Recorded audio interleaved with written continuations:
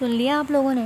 سب برائے مہربانی آپ سب یہاں سے جا سکتے ہیں۔ سلاوت کو گھورتے اس نے اپنی بات کہی تھی، جس پر ایک مسکراہٹ سلاوت نے چہرے پر آئی تھی۔ مضبوط قدم اٹھاتا وہ ان دونوں کے مقابل آیا تھا۔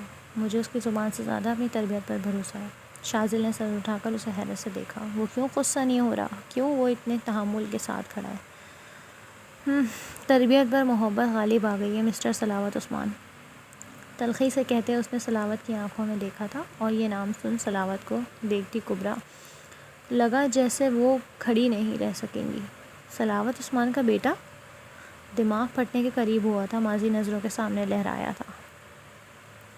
ان کی شادی کو 2 سال ہونے کو آئے تھے، اور ایک ایسا دن نہیں گزرا تھا ان دونوں سالوں میں جب وہ عبدل سے پیٹی نہ ہو۔ کھال بھی اب مار کھا کھا کر ڈھیٹ ہو گئی تھی، نہ وہ روتی تھی نہ سسکتی تھی۔ امید سے ہونے کی خبر پر انہوں نے خودکشی کرنے کی کوشش ضرور کی تھی، مگر وہ تو بچ گئی، مگر اولاد دنیا میں آنے سے پہلے ہی ختم ہو گئی۔ جس انسان سے وہ نفرت کرتی ہے اس کی اولاد بھی پھر ان کے جیسے ہی ہونی تھی۔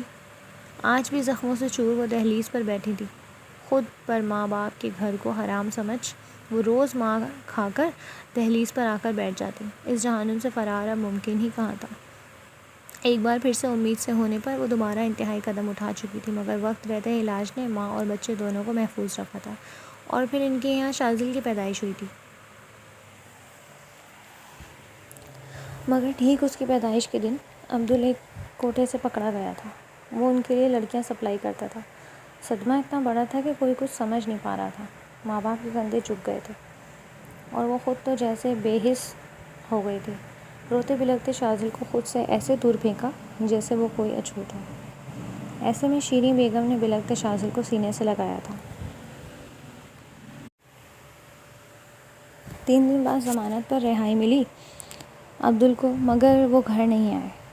دوسری طرف عثمان جب شہر آئے تو کبرا کی شادی کی خبر ان پر بجلی گرا گئی تھی، مگر وہ بے بس تھے۔ ماں اور بیوی بیٹے کو شہر لا کر انہوں نے کاروبار شروع کیا تھا۔ وقت تیزی سے گزر رہا تھا، دن ہفتوں، مہینوں اور سالوں میں بدل رہے تھے۔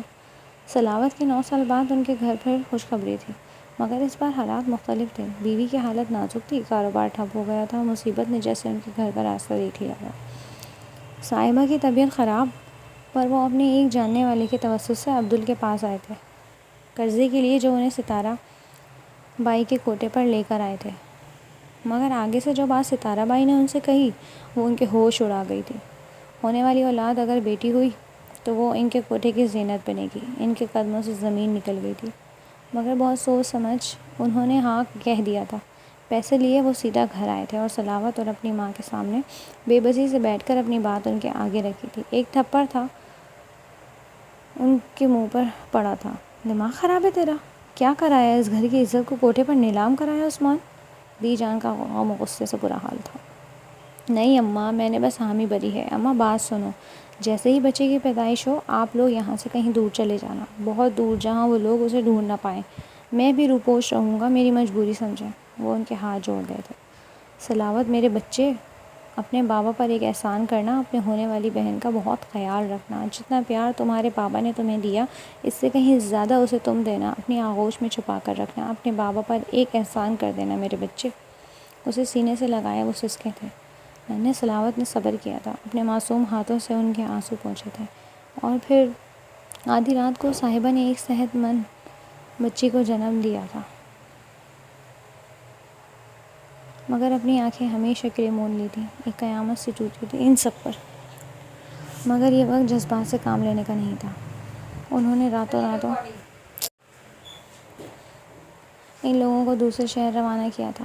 ادھار کیے پیسے کتنے بچے تھے؟ سارے دی جان کے ہاتھ میں رکھے تھے۔ اپنے ایک دوست پتہ دیتے انہوں نے سلاوت اور ننھی گڑیاں کو ڈھیروں پیار کیا تھا۔ میری خنسا، بہت خیال رکھنا میری بچی کا سلاوت، یہ بہن نہیں بیٹی ہے۔ جی بابا۔ روتا سلاوت ان کے گلے لگا تھا۔ ٹرین نکلنے کو تھی، روتی آنکھوں سے انہوں نے اپنی اولاد کو خیر آباد کہا تھا۔ ایسے کیسے اتنے لاکھ لگے ہیں میرے عبدل؟ مجھے وہ بچہ چاہیے ورنہ تمہاری موت پکی ہے۔ ستارہ بائی گھبرائی تھی، انہیں یقین نہیں آ رہا تھا۔ وہ فوراً وہاں سے بھاگے تھے، مگر نہ عثمان تھا نہ اس کی اولاد۔ بھاگتے دوڑتے ڈھونڈتے وہ خوار ہو گیا تھا، مگر کوئی ہوتا تو ملتا۔ دوسری طرف شازل 10 سال کا ہو گیا تھا، مگر روز روز اپنی ماں کو پٹتے دیکھتے دیکھتے وہ دونوں ہی اسے اپنی اولاد نہیں سمجھتے تھے، بلکہ عبدل کا غصہ اکثر کبریٰ اس پر اتارتی۔ وہ معصوم روتا بلکتا رہتا، گھنٹوں بھوکا رہتا۔ اسے اپنے ماں باپ سے نفرت ہو گئی تھی، اور پھر ایک دن ایک اجنبی ان کے گھر آیا تھا۔ اس کی ماں کو سکتا ہوا تھا، مگر پھر وہ جو ساری باتیں اس اجنبی نے اسے بتائیں، وہ باتیں اس نے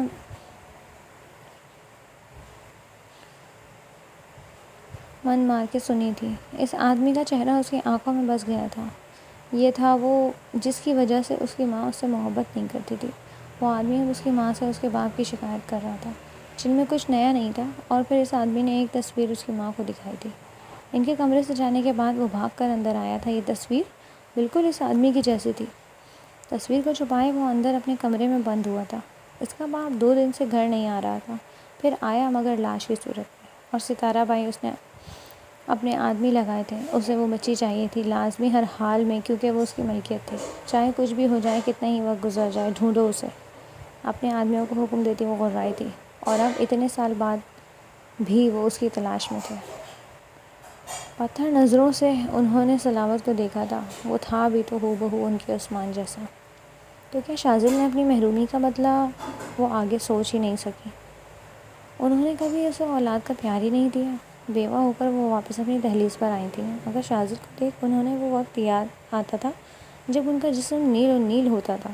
ایسے میں صرف شیریں بیگم تھی جو اس کی ماں تھی، علیحہ اس کی بہن۔ مگر جب انہیں اپنی غلطی کا احساس ہوا، بہت دیر ہو چکی تھی۔ وہ ان سے بہت دور ہو گیا تھا، نفرت کرتا تھا وہ اپنی ماں سے۔ وہ عثمان کے بارے میں جان گیا تھا، یہ بات ان کے لیے کسی قیامت سے کم نہیں تھی۔ تو کیا وہ اب اپنی محرومی کا انتقام اس سے لے گا؟ سلاوت کی آواز پر وہ جیسے ہوش میں آئی تھی۔ یہ ممکن نہیں ہے شازل عارفین،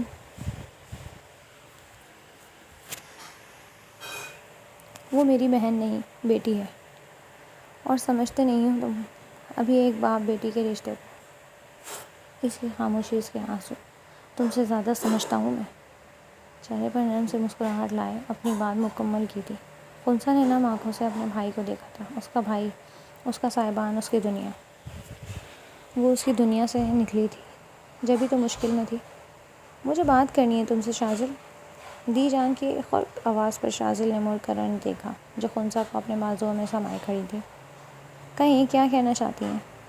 اکیلے میں؟ ان کی بات پر اس بات میں سر ہلاتا وہ ان کے ساتھ دوسرے کمرے میں گیا تھا، مگر خنسا کو تنبیہ کرنا ہرگز نہیں بھولا تھا۔ مگر اس کے جاتے ہی وہ بھاگ کر سلاوت میں گلے لگی تھی۔ ٹھیک ہو نا گڑیا؟ میں ٹھیک ہوں بھیا، پلیز پریشان نہیں ہونا۔ اس کے چہرے پر ہاتھ پھیرتی وہ پریشانی سے بولی تھی۔ جانتی وہ کتنا ہی پریشان کیوں نہ ہو، کبھی ظاہر نہیں کرے گا، بلکہ خود کو پرسکون ظاہر کرے گا۔ وہ ایسا ہی تھا۔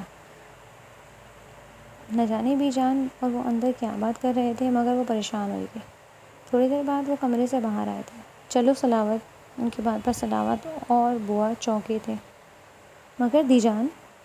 مگر کچھ نہیں، اب یہی ہماری خنسا کا اصل گھر ہے، اب وہ اپنے شوہر کے ساتھ ہی رہے گی۔ ان کے حکم پر خنسا کا دل بیٹھا تھا۔ یہ کیا ہو رہا تھا اس کے ساتھ؟ مگر سلاوت، وہ محفوظ ہے یہاں، چلو۔ خنسا کو ڈھیروں پیار کرتی وہ یہاں سے نکلی تھی۔